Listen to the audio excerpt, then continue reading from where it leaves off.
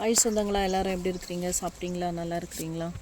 இன்றைக்கி வந்து sweet potato நம்ம வந்து கட்டிங்ஸ் தான். இது நிறைய இருக்குது. ஸோ மண்ணுக்குள்ளே வச்சோம் அப்படின்னா எலி பிரச்சனைகள் அதிகமாக இருக்குது. கூடுமான அளவு கொஞ்சமாவது நமக்கு பலன் கிடைக்குமே அப்படின்னு இன்றைக்கி நான் ஃப்ரிட்ஜ் பாக்ஸ்குள்ளே வைக்க போகிறேன். ஸோ இப்போ நம்ம வந்து கட்டிங் பண்ணிக்கலாம். இது சும்மா ஒவ்வொரு துண்டு கட்டிங் வச்சாலே போதுங்க.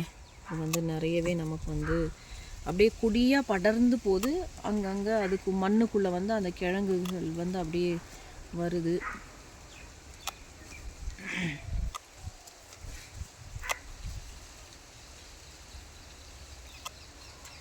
இந்த பாக்ஸ் ஃபுல்லாக வைக்கலாம் அப்படின்னு நான் ஒரு பிளான் பண்ணிகிட்ருக்கிறேன். ஸோ அதனால் இது ஃபுல்லாக வச்சு விட்ருவோம்.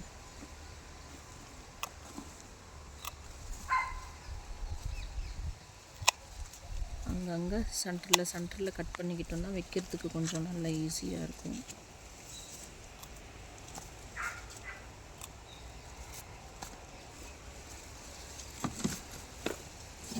நேற்று தாங்க வந்து நான் அந்த தக்காளி நாற்று போட்டு வச்சுருந்தேன். அந்த தக்காளி நாற்றெல்லாம் நேற்று தான் நான் ஃப்ரிட்ஜ் பாக்ஸ்குள்ளேயே தான் வச்சுருக்கிறேன். அதுக்கு ஒரு எப்படியாவது அதை குரங்குகிட்டேருந்து காப்பாற்றணுன்னு ஒரு ஐடியாவாக வச்சுருக்கேன். அந்த ஐடியா என்னென்னு அடுத்த வீடியோவில் கண்டிப்பாக நான் வந்து அப்லோட் பண்ணுவேன். ஓரளவுக்கு வளர்த்தோம், அது எப்படி விடுறாங்கன்னு பார்க்கணும். அந்த இலைகளை அவங்க பிச்சு சாப்பிட்ற மாதிரி இருந்தால் கண்டிப்பாக நான் அந்த ஐடியாவை தான் யூஸ் பண்ணணும்னு நினைக்கிறேன்.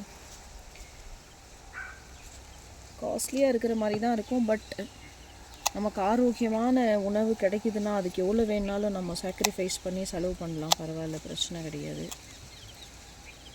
நான் இங்கே நடுறதுனால இந்த 2 லீஃபையும் நான் வந்து கட் பண்ணி எடுத்துடுறேன். இந்த கணுக்கள் எல்லாம் அப்படியே துளிர்த்து வரோம் பாருங்கள்.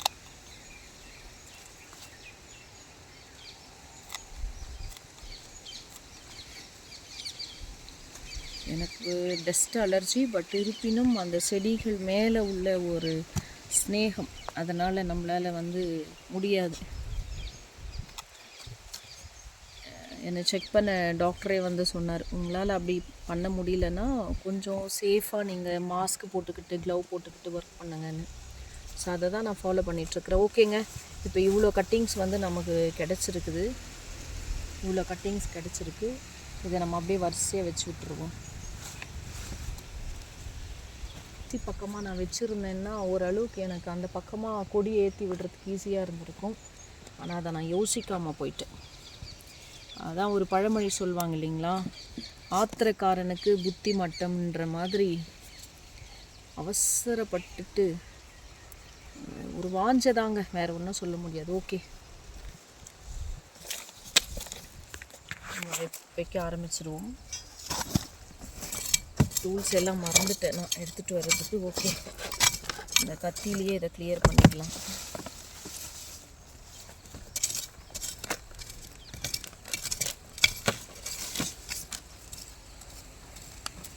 மண் எப்பவுமே லூஸாக இருந்துச்சுன்னா ரொம்பவே நல்லாயிருக்கும். ஒரு முறை நம்ம மண் லூஸ் பண்ணிவிட்டு எந்த வேலை ஸ்டார்ட் பண்ணுறதா இருந்தாலும் மண்ணை வந்து லூஸ் பண்ணிவிட்டு நம்ம ஸ்டார்ட் பண்ணிடலாம்.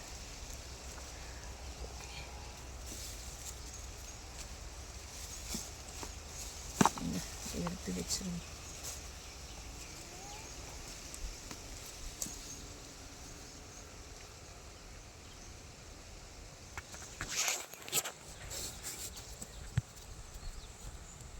நம்ம வைக்கும் போது பார்த்துக்கணும் நம்ம எப்படி வைக்கிறோம் அப்படின்றது.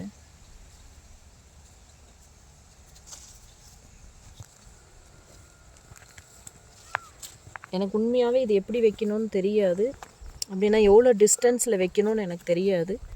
ஆனாலும் நான் வச்சிட்ருக்கிறேன். எப்படி இருந்தாலும் அந்த வேரில் தான் அந்த காய்கள் வந்து ஸ்வீட் பொட்டேட்டோ வந்து வரும்.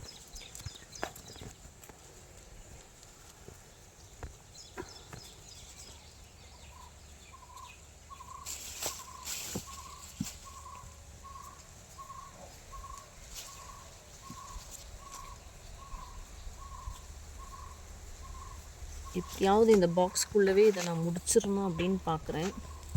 இதை அப்படியே வச்சுருவோம். நம்ம சொருகி வச்சா போதும், இந்த மண்ணுக்குள்ளே அப்படி வச்சோன்னா போதும்.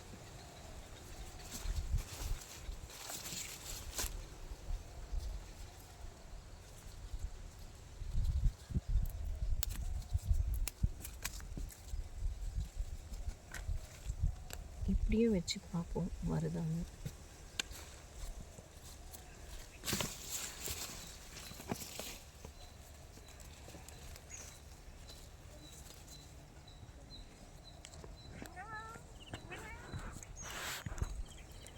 எங்கே போனாலும் எங்கள் டிஓஜி சிஏடி வந்துகிட்டே இருப்பாங்க கூடவே. அவங்களுக்கு ஒரே குஷி தான். இந்த மரத்துக்கிட்ட ஒருத்தன் படுத்துட்ருக்கிறான் பாருங்களேன், நான் காட்டுறேன் பாருங்கள். ப்ரௌனியை காட்டுப்பா. இவன் பேர் ப்ரௌனிங்க.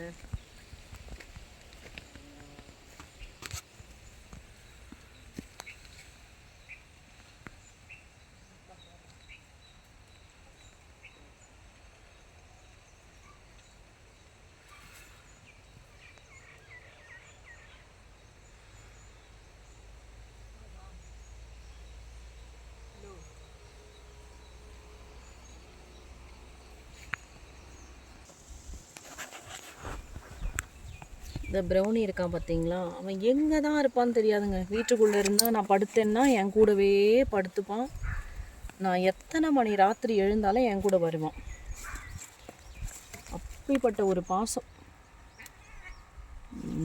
நம்ம பெத்த பிள்ளைங்கள்லாம் கூட நமக்கு அவ்வளோ இருப்பாங்களா என்னன்னு தெரியல. ஆனால் அவன் அவ்வளோ ஒரு அட்டகாசம் அவனது. இங்கே வந்து இருக்கிறான். இவங்க 2 பேர் தான் ஆட்டம் ஸ்டார்ட் ஆகிடுச்சு. முடியாது என்னங்க இருக்குது, எதையுமே மனசு வச்சா போதும். நம்ம சில நேரம் நான் சொல்லிகிட்டே இருப்பேன், நம்ம வந்து யோசிச்சோன்னா யோசித்துக்கிட்டே தான் இருக்கணும். சில நேரம் பிளான் பண்ணிக்கிட்டே இருப்போம், இதை பண்ணிடணும் அதை பண்ணிடணும், இப்படி செஞ்சிடணும் அப்படி செஞ்சிடணும் அப்படின்னு சொல்லிக்கிட்டே இருப்போம். ஆனால் அது வெறும் வார்த்தையாகவே தான் இருக்கும். ஆனால் அதை வந்து நம்ம செஞ்சு முடிக்கவே முடியாது. பட்டு நம்ம அதை எடுத்து செஞ்சிடணும். பேசிக்கிட்டே இல்லாமல் செய்ய ஆரம்பிச்சிடணும். செய்ய ஆரம்பிச்சிட்டோன்னா கண்டிப்பாக அது வந்து நமக்கு நிச்சயமாகவே பலனை கொடுத்துரும். பலன் இல்லாமல் இருக்காது. தோல்வி அடைஞ்சிட்டாலும் நம்ம வந்து தோற்று போயிட்டோன்னு இல்லை, இன்னொரு முறை நம்ம விழுந்துடுறோம் இல்லைங்களா. தோற்றுட்டோம் அப்படின்னு நம்ம நினைக்கக்கூடாது. நம்ம தோல்வி அடைஞ்சு விழுந்துட்டாலும் அடுத்த முறை நம்ம எழுந்திருக்கணும். அப்போ இன்னும் நிறைய ஸ்ட்ரென்த்தோடு இன்னும் நிறைய அனுபவங்களோடு கூட நாம் எழுந்திருப்போங்க. பாருங்க, ஃபுல் கட்டிங்ஸ் நான் வச்சுட்டேன்.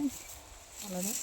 இன்னொன்று பாட்டில் வச்சுருக்கேன், பட் அது எந்த அளவுக்கு எனக்கு ஈல்டு கொடுக்கும்னு எனக்கு தெரியல. இப்போவே அங்கே வந்து இந்த எலி வந்து தோண்ட ஆரம்பிச்சிருச்சு. ஸோ அது ரிஜெக்டட் தான் அந்த இடம்.